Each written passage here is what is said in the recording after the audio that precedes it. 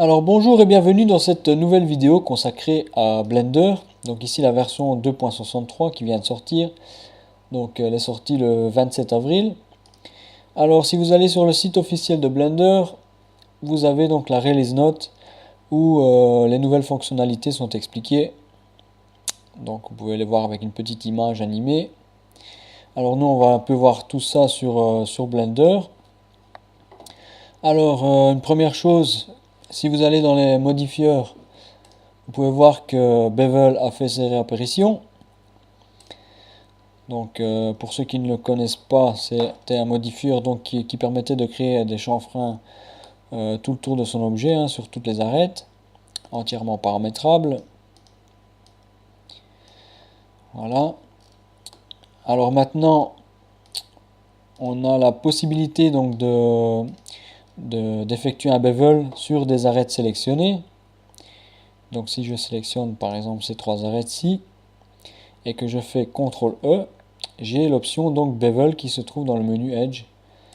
Voilà, donc je viens d'effectuer un bevel. Alors le paramétrage se fait sur le panel de gauche. Voilà, donc on va le rétrécir et vous pouvez en faire autant que vous voulez, hein. Donc si je fais un CTRL E, on va en faire un deuxième. Donc si je fais ceci, donc vous voyez que mon arête est de plus en plus arrondie. Voilà. Alors autre fonctionnalité, pardon, très pratique, donc c'est la possibilité de créer des n-gones. Donc les n-gones c'est quoi? Donc ce sont des facettes à plus de 4 vertices. Donc si je me mets en mode vertice, vous voyez que dans les anciennes versions, vous avez la possibilité donc de créer des facettes avec 4 vertices maximum. Donc maintenant, on peut créer des vertices à plus de 4 des facettes pardon, à plus de 4 vertices. Donc si je fais ceci, donc je vais sélectionner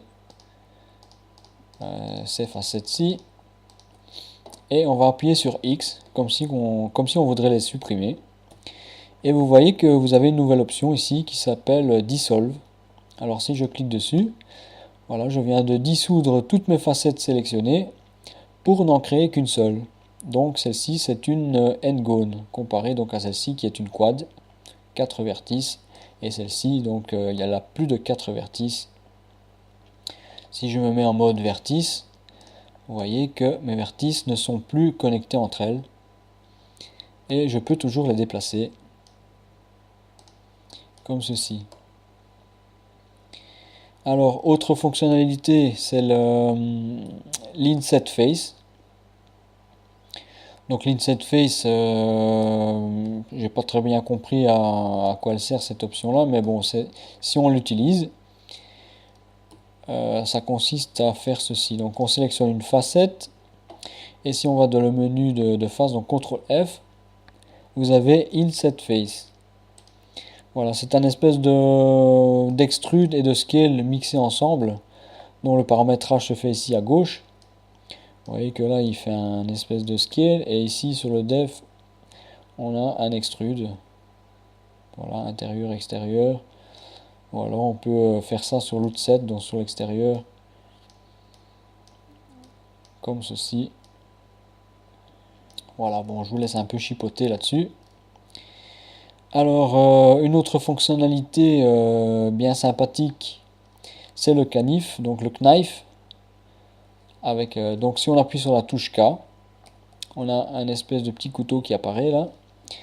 Et si je sélectionne donc des points aléatoires comme ceci, on va faire un trou par exemple. Donc là, je suis en train de créer un n-gone, donc une facette à plus de 4 côtés. Alors pour valider, vous appuyez sur la barre d'espace. Voilà, et donc si je sélectionne cette face, donc c'est vraiment une face, on a créé une face en découpant, hein. Vous voyez, donc si je sélectionne cette face-ci, je peux créer un extrude, comme ceci, ou alors effectuer un extrude sur celle-ci, ou un scale, ça fonctionne vraiment comme une face, quoi, hein. Voilà. Alors, qu'est-ce que nous avons d'autre comme fonction? Donc c'est une des autres fonctions qui a été ajoutée, donc c'est le bridge. Donc je vais retourner un peu ce cube, ou alors je vais plutôt en recréer un autre. Voilà, comme ceci, que je vais joindre. CTRL J.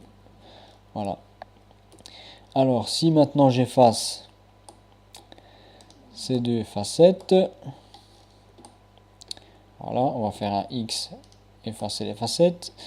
Alors, avant, dans les anciennes versions de Blender, pour relier ces deux objets, vous faisiez comme ceci.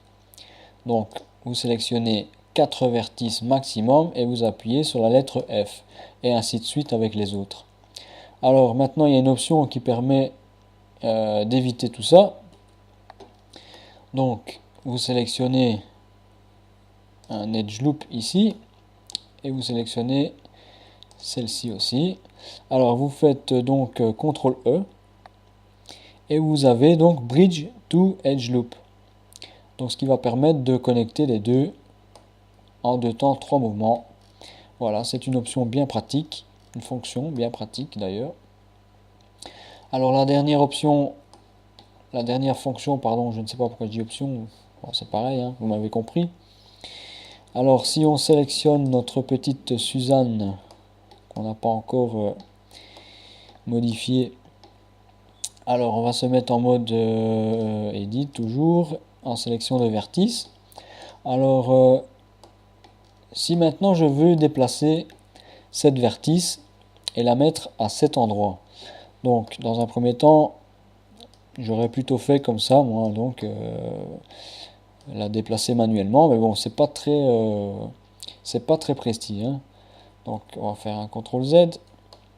Alors maintenant il y a une option qui permet donc de déplacer les vertices sur une arête. Donc en faisant Shift V, vous voyez que je peux sélectionner une des arêtes. Alors on va sélectionner celle-ci. Et je peux déplacer ma vertice sur mon edge, tout en la déplaçant comme ceci. Vous voyez, j'ai déplacé ma vertice. Voilà. Donc c'est un déplacement beaucoup plus précis que si j'avais fait de cette façon.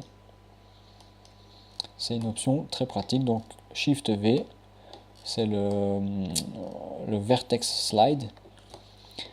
Voilà, donc on a vu à peu près tout, je pense, hein. Bon, il y a d'autres options avec le cycle, hein. Il y a des nouvelles fonctionnalités avec le render cycle. Mais ça, on y reviendra sur une autre vidéo parce que c'est un peu plus complexe. Voilà, bon, on a tout vu. Si vous voulez, vous pouvez aller voir des tutoriels sur mon site Cubzy 3D ou aller télécharger des objets. Donc dans ma bibliothèque qui n'est pas très complète pour l'instant parce que bon, j'ai beaucoup de boulot. Alors prochainement il y aura beaucoup plus d'objets.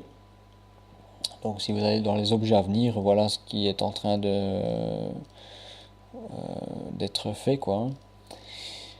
Voilà, donc c'est fini pour cette vidéo. Merci de l'avoir suivi et on se retrouve pour une prochaine vidéo. Merci, à bientôt. Au revoir.